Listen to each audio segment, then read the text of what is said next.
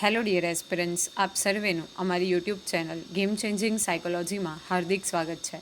આજના વિડીયોમાં આપણે પ્રોબેશન ઓફિસર, ચીફ ઓફિસર અને અન્ય કેટલીક સરકારી પરીક્ષાઓ માટે સમાજશાસ્ત્ર એટલે કે સોશિયોલોજી સબ્જેક્ટ અગત્યનો છે અને સાથે સાથે જે વિદ્યાર્થીઓ બેચલર ઇન સોશિયોલોજી અને માસ્ટર ઇન સોશિયોલોજી સાથે સંકળાયેલા છે તો એમને માટે પણ આ વિડીયોઝ જે છે એ ખૂબ અગત્યના છે.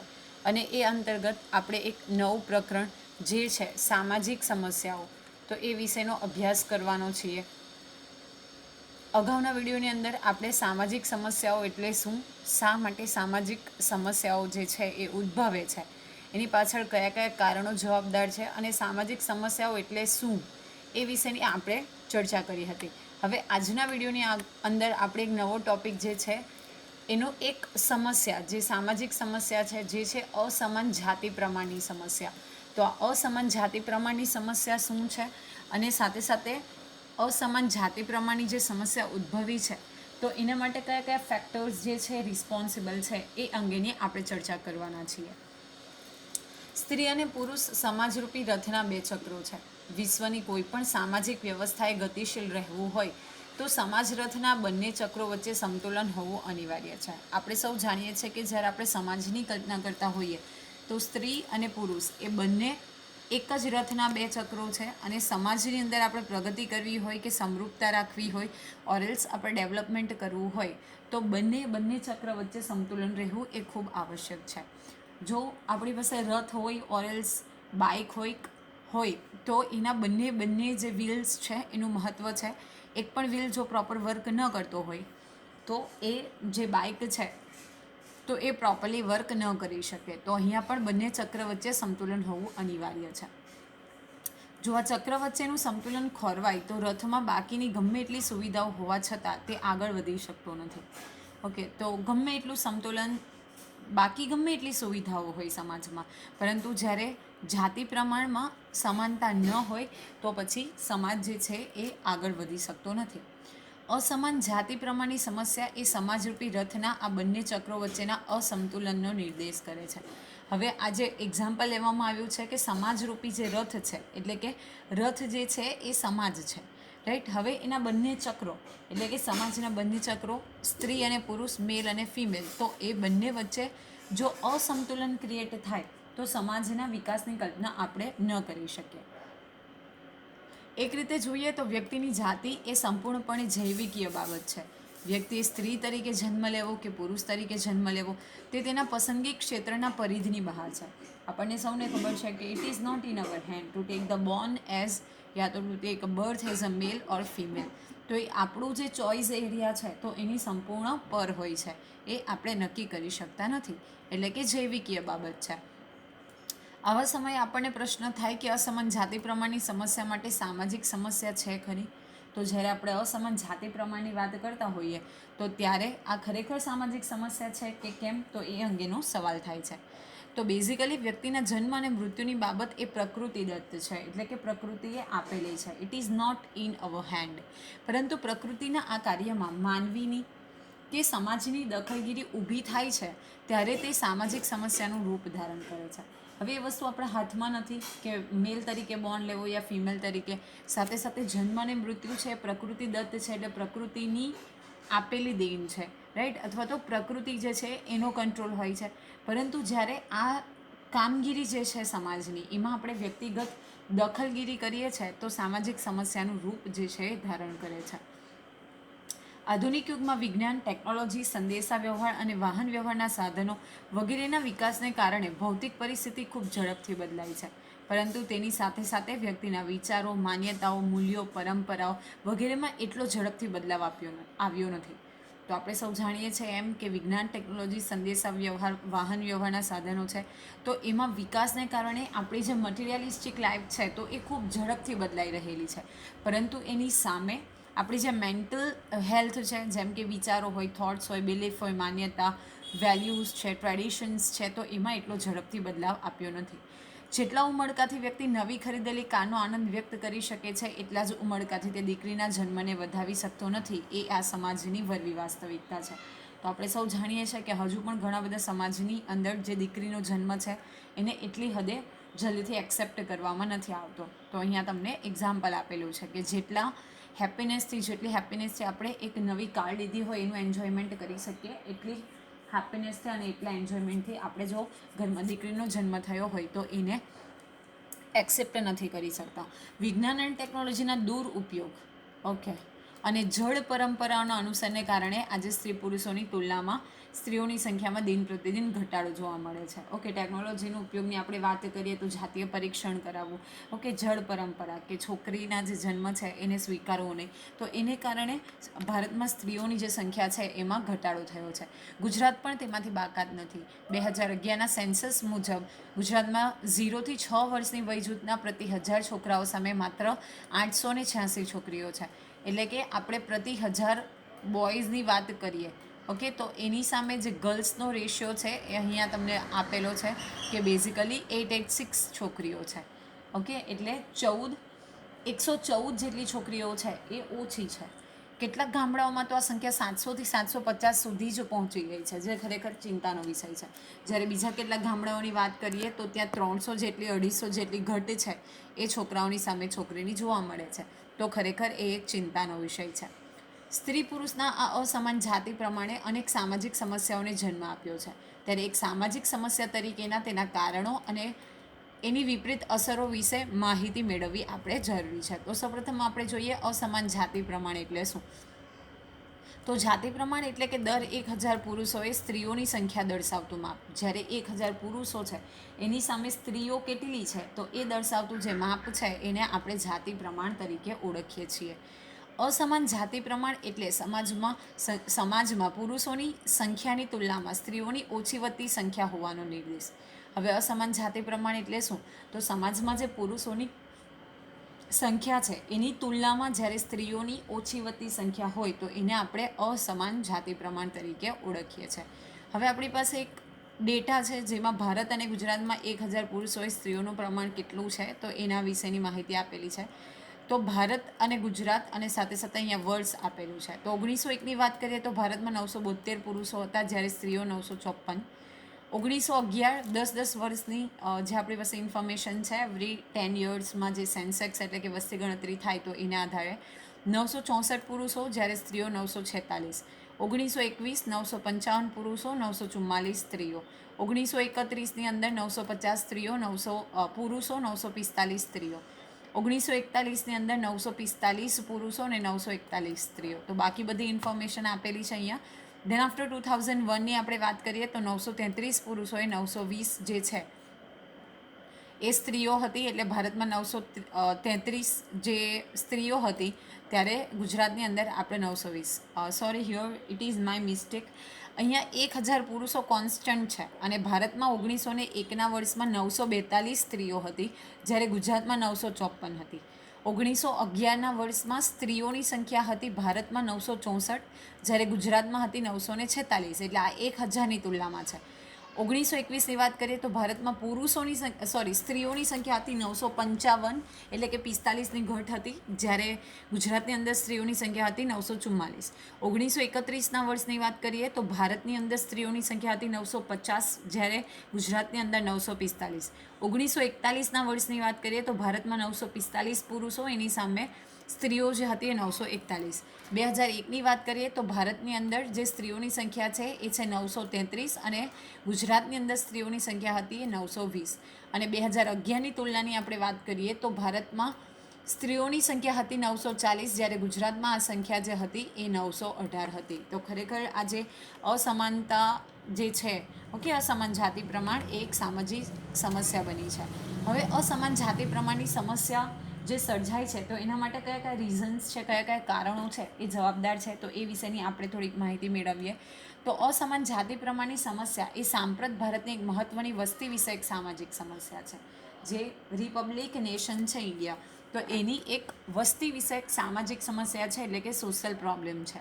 સમાજ વિજ્ઞાનના અભ્યાસી તરીકે આપણું ધ્યેય આ સમસ્યાના કારણો અને વિપરીત અસરો જાણી તેને હલ કરવાના ઉપાયો શોધવાનું છે. તો સૌપ્રથમ આપણે જોઈએ પિતૃસત્તાક કુટુંબ વ્યવસ્થા, એટલે કે પેટ્રાર્કિયલ સોસાયટી. તો લગભગ બધા જ સમાજોમાં પિતૃસત્તાક કુટુંબ વ્યવસ્થા જોવા મળે છે, એટલે કે જે પાવર હોય એ પુરુષના હાથમાં હોય છે. જે સત્તા અને તાબેદારીના સંબંધો ઉપર રચાયેલી હોય છે. આ પ્રકારની કુટુંબ વ્યવસ્થામાં સ્ત્રી કરતાં પુરુષનો દરજ્જો ઊંચો હોય છે. તો જ્યારે આપણે પિતૃસત્તાક કુટુંબ વ્યવસ્થાની વાત કરીએ તો જે પાવર છે, જે દરજ્જો છે, મોભો છે, એ કોના હાથમાં રહેલો છે? તો પુરુષમાં રહેલો છે. એટલે કે સ્ત્રી કરતાં પુરુષનો દરજ્જો જે છે એ ઊંચો ગણાય છે. આવા કુટુંબમાં પરિવારનો વંશ વેલો આગળ વધારવાની, મિલકતોનો વારસદાર નક્કી કરવા જેવા નિર્ણયોની સત્તા માત્ર પુરુષો પાસે હોય છે. ઓકે, કેવી રીતે આગળ પોતાનો વંશ વેલો ચાલુ રાખવો, કેવી રીતે મિલકતનો વારસદાર નક્કી કરવો, પ્લસ નિર્ણયોની સત્તા એ ફક્ત અને ફક્ત પુરુષો પાસે હોય છે. એટલા માટે એને પિતૃસત્તાક કુટુંબ વ્યવસ્થા તરીકે ઓળખવામાં આવે છે. એ ઈચ્છે છે એ મુજબ કૌટુંબિક નિર્ણયો લેવાતા હોય છે. પરિણામે આવા પરિવારોમાં સ્ત્રી કરતાં પુરુષોનો પ્રભાવ વધારે હોય છે. એટલું જ નહીં, બાળકને જન્મ આપવો કે નહીં તે અંગેના નિર્ણયમાં પણ પત્ની તરીકે સ્ત્રીના નિર્ણયનું કોઈ મહત્ત્વ હોતું નથી. આથી આ પ્રકારની કુટુંબ વ્યવસ્થા અસમાન જાતિ પ્રમાણમાં મહત્ત્વની પુરવાર થાય છે. રાઈટ. તો દરેક બાબતમાં જે કૌટુંબિક નિર્ણયો હોય કે પર્સનલ નિર્ણયો હોય તો એ લેવાનો જે હક છે એ ફક્ત અને ફક્ત પુરુષોને આપવામાં આવે છે. સ્ત્રીઓને કોઈ પ્રકારના એના નિર્ણયોનું કોઈ મહત્ત્વ હોતું નથી. અને બેઝિકલી આ જે કુટુંબ વ્યવસ્થા છે, પિતૃસત્તાક કુટુંબ વ્યવસ્થા, તો એ એક અસમાન જાતિ પ્રમાણમાં મહત્ત્વની પુરવાર થાય છે. કારણ કે જ્યારે આપણે વાત કરતા હોઈએ કે બાળકને જન્મ આપવો કે નહીં, તો એ બાબતે સ્ત્રીનો ઓપિનિયન પણ એટલો જ ઇમ્પોર્ટન્ટ છે. નેક્સ્ટ છે લિંગભેદ. તો ઘણા અભ્યાસોના તારણ મુજબ સ્ત્રી પુરુષોમાં જોવા મળતા તફાવત માટે જન્મગત જૈવિક લાક્ષણિકતાઓ જવાબદાર છે. સ્ત્રી પુરુષની જન્મગત ભૂમિકામાં તફાવત એ સૌથી મોટી સમસ્યા છે. સમાજ જીવનના તમામ ક્ષેત્રો લિંગભેદ વિના સ્ત્રી પુરુષ બંને માટે સમાન રીતે ખુલ્લા હોવા જોઈએ. There is no different between male and female. Okay, એક ફ્રેઝ અથવા તો એક ફિલ્ડ એવા હોવા જોઈએ કે જે બંને માટે સમાન રીતે ખુલ્લા હોવા જોઈએ.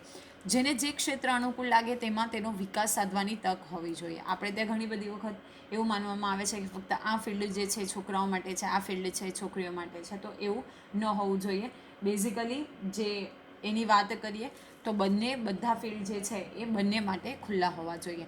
ડૉક્ટર નીરા દેસાઈના અનુસાર લિંગભેદને કારણે સ્ત્રીઓ અને પુરુષોના કાર્યમાં ભેદભાવભર્યું વર્તન જોવા મળે છે. હજુ પણ લિંગભેદ અંગે સમાન નહીં પરંતુ બેવડા ધોરણ જોવા મળે છે. જાણીતા વિદ્વાન સિવાર્ડના મતે સ્ત્રી અને પુરુષના શક્તિ, રસ અને અભિરુચિના તફાવતોને તેમના જૈવિક તફાવતો સાથે કોઈ સંબંધ નથી. ઓકે, તો અહીંયા જે સિવાર્ડ નામના વિદ્વાન છે એમણે કીધું છે કે જે કોઈ પુરુષ અને સ્ત્રી વચ્ચે શક્તિ છે, પાવર છે, એનો રસ એટલે કે ઇન્ટરેસ્ટ છે, અભિરુચિ છે, તો એની સાથે જાતીય જૈવિક તફાવતો સાથે એને કોઈ સંબંધ નથી કે કોઈ વ્યક્તિ પુરુષ છે કે સ્ત્રી છે. ઓકે, તો બંને ઇક્વલ હોવા જોઈએ, ભેદભાવભર્યું વર્તન હોવું જોઈએ નહીં. નેક્સ્ટ છે ભ્રૂણ હત્યા. તો અસમાન જાતિ પ્રમાણની સમસ્યાનું મુખ્ય કારણ એ સ્ત્રી ભ્રૂણ હત્યા છે. ભારતીય પિતૃસત્તાક કુટુંબ વ્યવસ્થામાં પુત્ર જન્મનું મહત્ત્વ વધારે છે, જ્યારે દીકરીનો જન્મ એટલો આવકારદાયક ગણવામાં આવતો નથી. આપણે હમણાં જ ડિસ્કશન કર્યું એ પ્રમાણે કે પુત્ર જન્મને વધારે મહત્ત્વ આપવામાં આવે છે, દીકરીના જન્મને એટલો આવકારદાયક ગણવામાં આવતો નથી. ધાર્મિક, સામાજિક અને સાંસ્કૃતિક કારણોસર એક યા બીજી રીતે પુત્ર જન્મનું મહત્ત્વ વધતું ગયું. આથી પુત્ર પ્રાપ્ત કરવાની ઘેલછા પણ વધતી ગઈ. ઓકે, તો સાંસ્કૃતિક, ધાર્મિક અને સામાજિક કારણોને કારણે પુત્ર જન્મને વધુ મહત્ત્વ આપવામાં આવે છે. વિજ્ઞાન અને ટેકનોલોજીના વિકાસને કારણે હવે સોનોગ્રાફીની મદદથી ગર્ભમાં રહેલા બાળકની જાતિનું પરીક્ષણ પણ થઈ શકે છે. ઓકે, તો સોનોગ્રાફી દ્વારા વી કમ ટુ નો કે બાળક જે છે એ મેલ છે કે ફિમેલ છે. જો કે આવું પરીક્ષણ કાયદાકીય રીતે ગુનો હોવા છતાં પણ કેટલાક સંજોગોમાં ગર્ભમાં રહેલું બાળક જો સ્ત્રી જાતિનું હોવાનું માલુમ પડે તો ગર્ભપાત એટલે કે અબોર્શન દ્વારા સ્ત્રી ભ્રૂણની હત્યા કરવામાં આવે છે. બાળકીને દૂધ પીતી કરવાના સદીઓ જૂના રિવાજના આધુનિકીકરણ સમી આ નવી પદ્ધતિને કારણે સ્ત્રીઓની સંખ્યામાં નોંધપાત્ર ઘટાડો થયો છે. તો જ્યારે આપણે પાસ્ટની વાત કરીએ તો આપણે ત્યાં પુત્રીજનને એટલો આવકારવામાં આવતો ન હતો અને એને દૂધ પીતી કરવાનો રિવાજ હતો. અને એનું મોડર્ન વર્ઝન આપણે કહી શકીએ કે જેન્ડરને આઈડેન્ટિફાઈ કરીને પછી જો ફિમેલ હોય એટલે કે દીકરી હોય તો એનું અબોર્શન કરાવવામાં આવે છે. નેક્સ્ટ છે સામાજિક પરંપરાઓ અને કુપ્રથાઓ. તો અસમાન જાતિ પ્રમાણ માટે મહદઅંશે સામાજિક પરંપરાઓ, કુપ્રથાઓ અને કુરિવાજોને પણ જવાબદાર ગણી શકાય. બાળ લગ્ન, દહેજ પ્રથા, સતી પ્રથા, દેવદાસી પ્રથા, વિધવા પુનર્લગ્નનો નિષેધ જેવી અનેક પરંપરાઓ અને કુપ્રથાઓએ સ્ત્રીઓના અસ્તિત્વ સામે પ્રશ્નો ઊભા કર્યા છે. દીકરી તો પારકી થાપણ કહેવાય, દીકરીને ગાય દોરે ત્યાં જાય જેવી કહેવતો અંગે પ્રવર્તતી સામાજિક પરંપરાઓ અને કુપ્રથાઓથી નીચે સાક્ષી પૂરે છે. તો આપણે ત્યાં એવી પરંપરાઓ છે, ઓકે, દહેજ પ્રથા છે, બાળ લગ્ન છે, સતી પ્રથા છે, દેવદાસી પ્રથા છે, વિધવા પુનર્લગ્નનો નિષેધ, પ્લસ આવી બધી જે કહેવતો છે તો એ આ વસ્તુની સાક્ષી પૂરે છે. સમાજના આ કુરિવાજોના ઝાડામાં દીકરીઓને સૌથી વધુ સહન કરવાનું આવે છે. પરિણામે કન્યા જન્મ આવકારદાયક ગણાતો નથી. આમ સમાજની કુપ્રથાઓ અને કુરિવાજો અસમાન જાતિ પ્રમાણની સમસ્યાનું નિર્માણ કરે છે. ઓકે, તો જે કુપ્રથાઓ છે સાથે સાથે જે કુરિવાજો છે તો એને કારણે પણ આપણે આ જાતીય પ્રમાણ છે તો એમાં તફાવત જોઈ શકીએ છીએ. નેક્સ્ટ છે પરિવારની આર્થિક સ્થિતિ. તો વર્તમાન સમયમાં ગરીબી, બેકારી અને મોંઘવારી જેવા આર્થિક પરિબળો માત્ર મધ્યમ અને ગરીબ વર્ગને જ નહીં પરંતુ ઉચ્ચ વર્ગને પણ સંતાનોના ઉછેરમાં અવરોધરૂપ સાબિત થઈ રહ્યા છે. તો ગરીબીની વાત કરીએ, બેકારીની વાત કરીએ, મોંઘવારી જેવા ફેક્ટર્સની વાત કરીએ તો ફક્ત એ કોઈ માત્ર મધ્યમ વર્ગ જ એનાથી પીડાય છે કે ગરીબ વર્ગ પીડાય છે એવું નથી, પરંતુ જે ઉચ્ચ વર્ગ છે તો એને પણ પ્રોબ્લેમ ક્રિએટ થાય છે. બાળકના જન્મથી માંડીને તે જ્યાં સુધી આર્થિક રીતે પગભર ન થાય ત્યાં સુધીની બધી જ જવાબદારી માતા પિતાએ નિભાવવાની હોય છે. ઓકે, આપણને સૌને આ મેટર ખબર છે.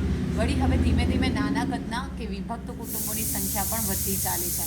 આવા સંજોગોમાં પુત્ર જન્મની આશામાં કુટુંબમાં બાળકોની વધુ સંખ્યા પરિવારની હાલત કફોડી બનાવે છે. ઓકે, એક બે છોકરીઓ હોય અને પ્લસ એવી ગેલછા હોય કે પુત્ર પ્રાપ્તિની રિક્વાયરમેન્ટ છે તો એમાં બાળકોની સંખ્યા જે છે એ વધે છે. આ બધા કારણોસર સ્ત્રી ભ્રૂણ હત્યાના બનાવોનું પ્રમાણ વધ્યું છે.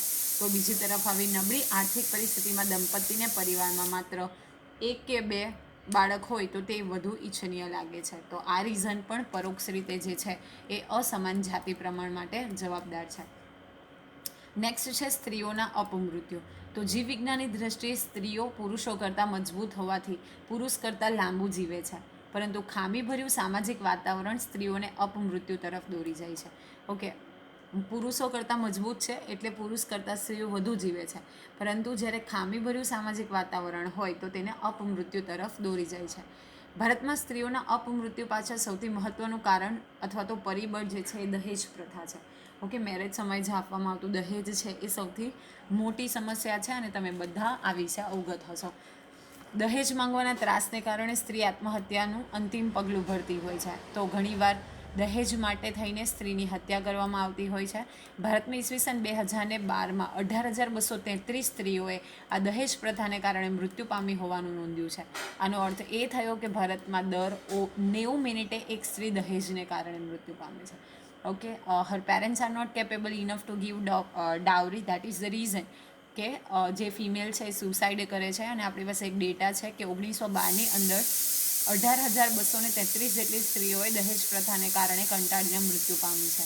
ઇન શોર્ટ, એને આપણે જો એનાલિસિસ કરીએ તો વી કમ ટુ નો દેટ પર 90 મિનિટ્સ એક જે સ્ત્રી છે, એક ફિમેલ, એક સ્ત્રી છે, એક વુમન છે એ દહેજને કારણે મૃત્યુ પામે છે. વળી છેલ્લા થોડા વર્ષોથી ઓનર કિલિંગને કારણે સ્ત્રીઓના મૃત્યુના બનાવોએ સૌથી વિશેષ ધ્યાન આકર્ષિત કર્યું છે. સ્ત્રી દ્વારા થયેલા કોઈ કાર્ય કે પ્રવૃત્તિના કારણે સમગ્ર પરિવારે પોતાનું ગૌરવ હણાયું છે કે શરમજનક સ્થિતિમાં મુકાવવું પડ્યું હોય એવું અનુભવાય ત્યારે પરિવારના સભ્યો દ્વારા જ સ્ત્રીની હત્યા કરવામાં આવે છે. ઓકે, તો અહીંયા પણ લખેલું છે કે કોઈક ફેમિલીને એવું લાગે કે સ્ત્રીને કારણે એના પોતાનું ફેમિલી જે છે એનું ગૌરવ હણાયું છે તો સ્ત્રીની હત્યા કરવામાં આવે છે. તો એવી ઘટનાને ઓનર કિલિંગ કહેવામાં આવે છે. તો આ સ્ટેટમેન્ટ યાદ રાખવું છે. ઓનર એટલે માલિક અને કિલ એટલે મારું, એવો કોઈ અર્થ થતો નથી. બેઝિકલી ફેમિલી એવું લાગતું હોય કે ફેમિલીની જે ફેમ છે, ઓકે, અથવા તો એની પ્રતિષ્ઠા છે કોઈ સ્ત્રીને કારણે શરમજનક અથવા તો ગૌરવ હણાયું છે, શરમજનક પરિસ્થિતિમાં મુકાવવું પડ્યું છે, તો ત્યારે એવું પરિવારના સભ્યોને ફીલ થાય તો એવી ઘટનાને ઓનર કિલિંગ તરીકે ઓળખવામાં આવે છે. પરિવારની મરજી વિરુદ્ધ સ્ત્રીએ કરેલા લગ્ન, પ્રેમ સંબંધ કે બળાત્કાર જેવી ઘટનાઓને કારણે ઓનર કિલિંગના બનાવો વધ્યા છે. ભારતમાં પંજાબ, હરિયાણા, બિહાર, ઉત્તર પ્રદેશ, રાજસ્થાન, ઝારખંડ, હિમાચલ પ્રદેશ અને મધ્યપ્રદેશ જેવા રાજ્યોમાં ઓનર કિલિંગની ઘટનાઓ જે છે એ સવિશેષપણે જોવા મળે છે. ઓકે, તો પરિવારની મરજી વિરુદ્ધ કોઈ સ્ત્રીએ લગ્ન કર્યા હોય, ઓકે, અફેરની મેટર હોય કે બળાત્કાર જેવી જો રેપ કેસીસ હોય તો ઇન ધેટ કેસ આ ઓનર કિલિંગના જે બનાવો છે એ વધતા રહ્યા છે. આ ઉપરાંત છૂટાછેડા, કુંવારું માતૃત્વ, ઓકે, બળાત્કાર, સતત અપમાન કે અવગણના, પરિવારના સભ્યો કે સાસરીઓ દ્વારા આપવામાં આવતો ત્રાસ જેવા કારણોએ પણ સ્ત્રીઓને અપમૃત્યુ કરવા તરફ ધકેલી છે. સ્ત્રીઓના અપમૃત્યુના આ બધા કિસ્સાઓ જાતિ પ્રમાણનું અસંતુલન સર્જવામાં નિર્ણાયક બને છે. નેક્સ્ટ છે સ્થળાંતર એટલે કે માઇગ્રેશન. નોકરી, ધંધા, વ્યવસાય, શિક્ષણ કે એવા કોઈને કોઈ કારણોસર એક પ્રદેશમાંથી અન્ય પ્રદેશમાં થતું સ્થળાંતર જાતિ પ્રમાણમાં અસમાનતા સર્જવામાં મહત્ત્વની ભૂમિકા ભજવે છે. ઓકે, નોકરી, ધંધા, વ્યવસાય, શિક્ષણ કે બીજા કોઈ કારણો ને કારણે જ્યારે એક સ્થળેથી બીજા સ્થળે જે માઇગ્રેટ કરવામાં આવે, માઇગ્રેશન કરવામાં આવે તો એને કારણે પણ જાતિ પ્રમાણમાં અસમાનતા સર્જાય છે. વ્યક્તિ પોતાનો પ્રદેશ છોડી અને અન્ય પ્રદેશમાં જાય ત્યારે પોતાના પ્રદેશની વસ્તી અને સ્થળાંતરિત તરીકે જ્યાં વસે તે પ્રદેશની વસ્તી એ બંનેમાં તફાવત સર્જાય છે. માનો કે આપણે એબીસી નામના વિલેજમાં રહેતા હોય અને આપણે XYZમાં જઈએ તો એબીસીમાં સંખ્યા ઘટશે, જ્યારે XYZમાં સંખ્યા વધશે તો એ બંને વચ્ચે પણ તફાવત સર્જાય છે. આ તફાવત જે તે પ્રદેશના જાતિ પ્રમાણમાં અસંતુલન પેદા કરે છે. દાખલા તરીકે ડૉક્ટર કૌશિક શુક્લના ભાવનગર પાસે અલંગ શિપ બ્રેકિંગ યાર્ડના શ્રમિકોના એક અભ્યાસમાં જોવા મળ્યું હતું કે યાર્ડના કુલ શ્રમિકોમાંથી મોટાભાગના શ્રમિકો પરપ્રાંતીય પુરુષો હતા, એટલે કે બીજા પ્રાંતના હતા. આ તો તમે નહીં ધ્યાન રાખો તો પણ ચાલશે. પ્લસ આર્થિક વિકાસ સાધવા માટે થતું સ્થળાંતર સમાજ જાતિ પ્રમાણની સમસ્યા સર્જે છે. ઓકે, આર્થિક વિકાસ કરવો છે, ફાઇનાન્શિયલ ડેવલપમેન્ટ માટે પણ સ્થળાંતર કરવામાં આવે તો તે પણ જાતિ પ્રમાણની સમસ્યા સર્જે છે. ભારતીય સમાજમાં પરંપરાગત રીતે શ્રમ વિભાજન એવી રીતે થયું છે જેમાં પુરુષોએ આજીવિકા પ્રાપ્ત કરવાની અને સ્ત્રીઓએ ગૃહ સંચાલન, પ્રજનન અને બાળ ઉછેરનું કાર્ય કરવાનું. તો આપણે બાયફર્ગેશન કંઈક એવું થયું છે કે પુરુષો જે છે they are the earning sources while female or else we can say woman has to stay at their home and they have to take care of their family and even children. સામાન્ય રીતે આજીવિકા મેળવવા પુરુષ એક સ્થળેથી બીજા સ્થળે આસાનીથી જઈ શકે છે, જ્યારે સ્ત્રી માટે બંધન કરતા છે. ભારતમાં અનેક ખેત મજૂરો એક રાજ્યમાંથી બીજા રાજ્યમાં સ્થળાંતર કરે છે. વેપાર ઉદ્યોગ જ્યાં વધુ છે ત્યાં આજીવિકા માટે સ્થળાંતરોની સંખ્યા વધુ હોય છે. હવે જ્યાં વેપાર ઉદ્યોગ વધુ છે તો ત્યાં સ્થળાંતર એટલે કે જે માઇગ્રેટ કરતા લોકો છે એની સંખ્યા વધુ છે. ફોર એક્ઝામ્પલ સુરતની વાત કરીએ તો ત્યાં ડાયમંડ છે, ટેક્સટાઇલ છે, તો એને કારણે બેઝિકલી સ્થળાંતર બીજા રાજ્યમાંથી લોકો અહીં વધારે સ્થળાંતર કરીને આવે છે. આમ એક રાજ્યમાંથી બીજા રાજ્યમાં કે પરદેશમાં પુરુષોનું સ્થળાંતર વધુ છે. સ્થળાંતરની આ ઢબમાં સ્ત્રીઓએ પોતાના વતનમાં રહેવું પડે છે. આને કારણે પણ બેઝિકલી અસમાન જાતિ પ્રમાણ જોવા મળે છે. તો માઇગ્રેશન પણ એક ફેક્ટર છે. તો આશા રાખું છું કે આજના વિડીયોમાં તમને સમજ પડી હશે. વિડીયો પસંદ પડે તો વિડીયોને લાઇક કરી અને શેર કરવાનું ભૂલશો નહીં. અને આવા જ વધુ વિડીયોની અપડેટ્સ મેળવવા માટે even you can subscribe our YouTube channel game changing psychology. Thank you for watching the video. Have a nice day.